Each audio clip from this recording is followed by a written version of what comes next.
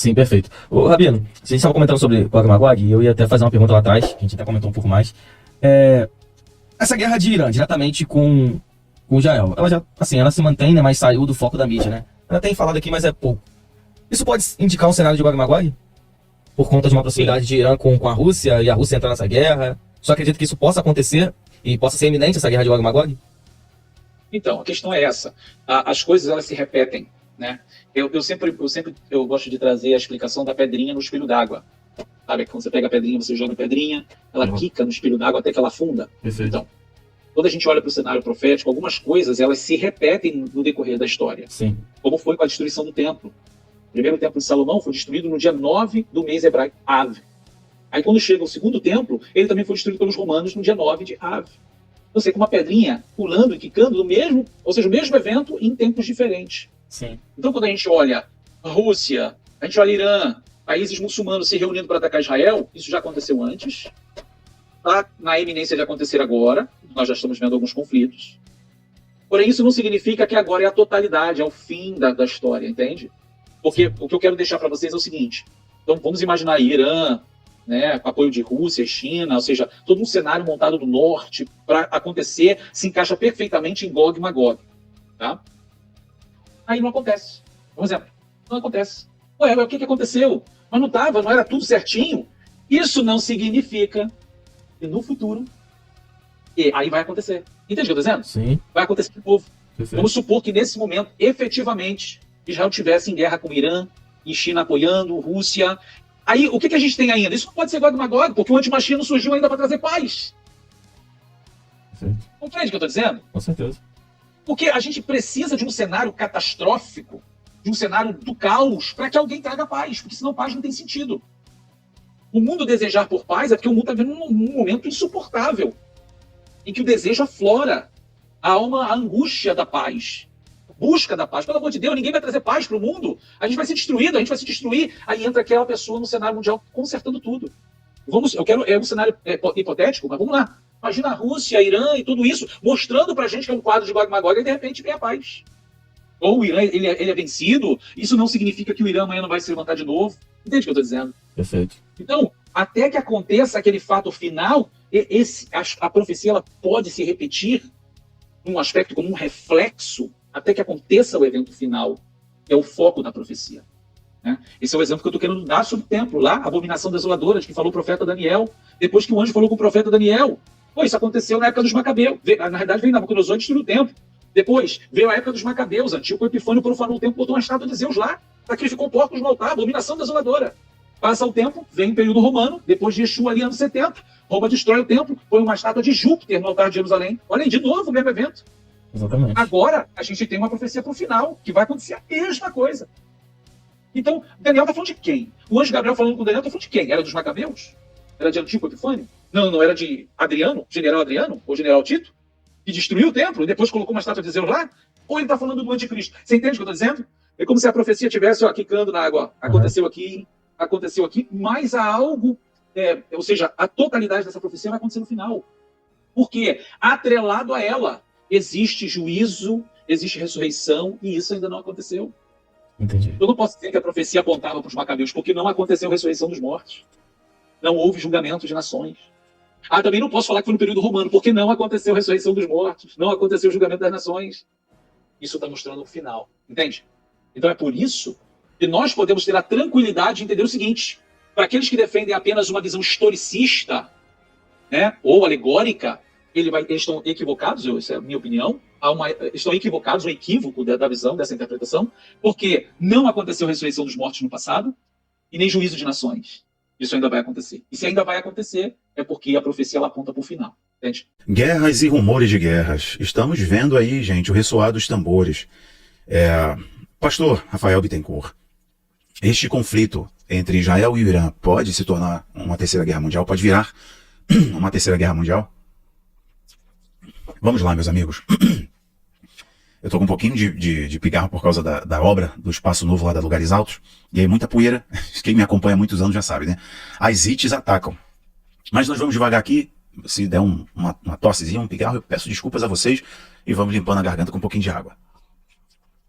Pode então virar a terceira guerra mundial? Meus amigos, Israel com a operação Rising Lion, o Levantar do Leão, Israel está dando uma mensagem, que agora Israel vai tomar a ação.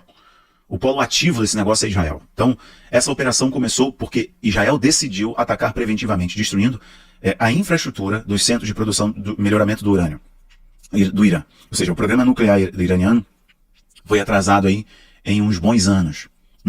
Primeiro porque Israel, com seus ataques de precisão, isso é muito interessante, a tecnologia israelense é completamente diferente da tecnologia iraniana. Israel é a maior potência bélica do Oriente Médio. Os mísseis israelenses, voando assim muitos quilômetros de distância, atingiram precisamente a unidade do apartamento prédio, vai lá na unidade certa, onde estava o cientista responsável pelo programa nuclear iraniano. Isso é assustador. A segunda coisa é que o Mossad, o serviço de inteligência de Israel, é, de fato, o mais sinistro do mundo. O Mossad se infiltrou, plantou drones com dispositivos, né, com carga. Israel agora pavimentou o caminho para seus caças. Os sistemas S-300 do Irã, alegadamente, estão destruídos. O sistema de defesa iraniano está bagunçado. Israel provou que consegue bombardear o Irã passando pelo espaço aéreo, voando pelo céu, por terra. Israel planejou isso há muito tempo. Israel não vai ver seu principal inimigo, cujo lema é a eliminação do seu Estado, da sua nação, vai ver esse inimigo crescer, ter uma arma poderosa, que dará a ele poder de persuasão, um poder, assim, significativo, e vai ficar quieto. Não vai. Israel iniciou, então, essa operação. Mas o que os outros países estão dizendo? Eu vou comentar isso aqui para vocês. Só tem um detalhe, olha só, preste atenção nisso. Os Estados Unidos transferiram para Israel, secretamente, cerca de 300 mísseis Hellfire. Hellfire. O que são os mísseis Hellfire? Os mísseis Hellfire são mísseis guiados a laser. São mísseis extremamente inteligentes. Estamos falando de mísseis que custam muitos dólares. Muitos. Estamos falando de alta tecnologia militar. O Irã disparou contra Israel ontem. E não vai parar nas próximas semanas, é a previsão, até porque o Israel está em estado de alerta máximo durante as próximas 2 semanas. E a convocação de todos os reservistas, todos os militares, é para estado de alerta durante as 2 próximas semanas. Então, durante as 2 próximas semanas, a previsão é que isso não vai parar. Então, vamos lá. Israel disparou esses mísseis Hellfire, para não todos, né? A informação que se tem é que ele recebeu 300 mísseis Hellfire. São mísseis terra-ar guiados a laser. E destruíram cerca dos 150 mísseis balísticos iranianos. O Iron Dome, que é o escudo de defesa, ou a cúpula de ferro, né? O escudo de ferro de Israel, não tem 100% de precisão.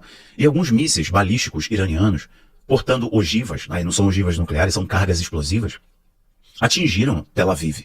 E a gente consegue ver a explosão, inclusive na atmosfera, a explosão no solo. A onda de impacto quando esses mísseis iranianos, mísseis balísticos, são mísseis poderosos, são interrompidos, né, ou explodem em solo. A onda de impacto no vídeo a gente consegue ver. Né, quem tem um olhar um pouco mais aguçado percebe que o míssil tinha carga explosiva. E a destruição em alguns lugares de Israel, né, perto, próximo a Haifa, etc., o dano em solo é significativo. Né? Não vi grandes registros de baixas do lado israelense.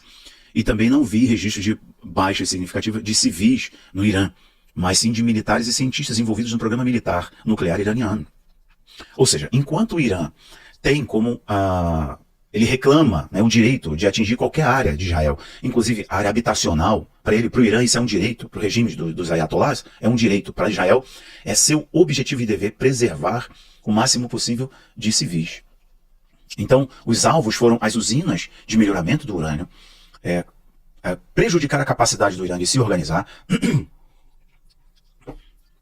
agir, né, propositalmente nessas bases militares, destruir a capacidade de defesa aérea iraniana. Então imagine drones, o que é muito comum, você vê uma chuva de drones do Irã, como foi da última vez. Vocês não viram essa chuva como foi da última vez. E agora a ação israelense é muito maior. Por quê? Porque Israel, através da inteligência do Mossad, conseguiu destruir as bases de lançamento, o sistema de defesa, parte do sistema de defesa iraniano. Israel recebeu então esses mísseis Hellfire que conseguiram, né, destruir 150 mísseis balísticos do Irã. Por que Israel recebeu isso? Por causa daquele programa de financiamento de Israel, financiamento de defesa de Israel, de 7,4 bilhões de dólares. Israel recebeu uma ajuda lá em fevereiro de 7,4 bilhões. bilhões de dólares dos Estados Unidos. E nesse pacote vieram os mísseis Hellfire que os Estados Unidos transferiram secretamente. Só para você ter noção, você sabia que cidadãos israelenses que são norte-americanos estão na casa de 700 mil. É o maior colégio eleitoral norte-americano, fora dos Estados Unidos, com exceção ao México.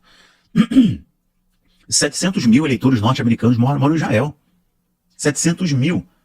Então, Estados Unidos também estão defendendo o seu povo, vamos colocar assim.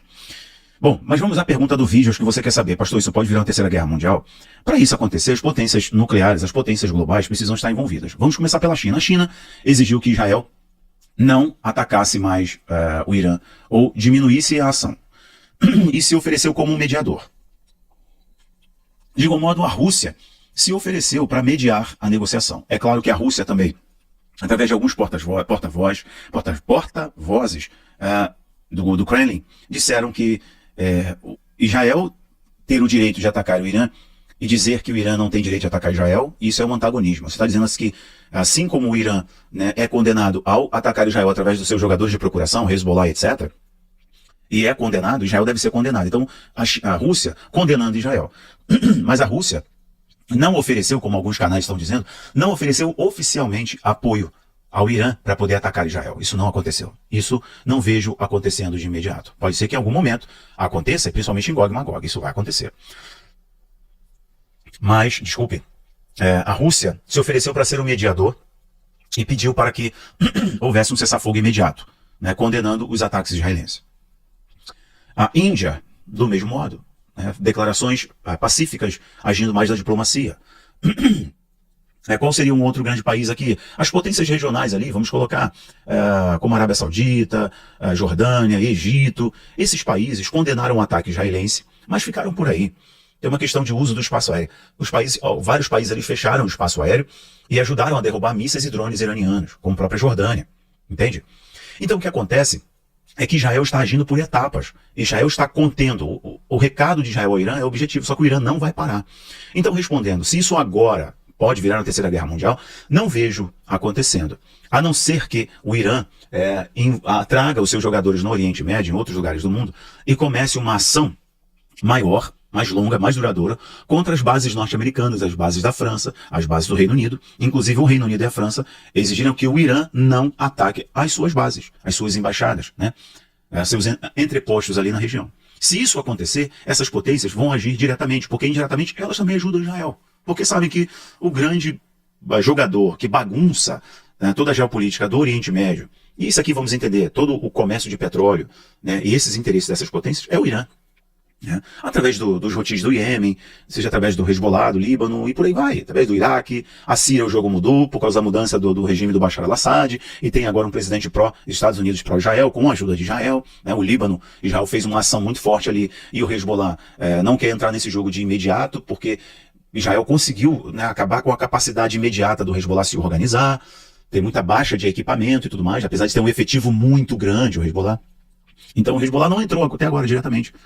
Mas vejam, quando para as potências mundiais, as potências nucleares entrarem em ação, pode ocorrer quando, né, seus interesses estiverem diretamente em jogo, ou suas bases forem atingidas. Eles não querem uma terceira guerra mundial agora.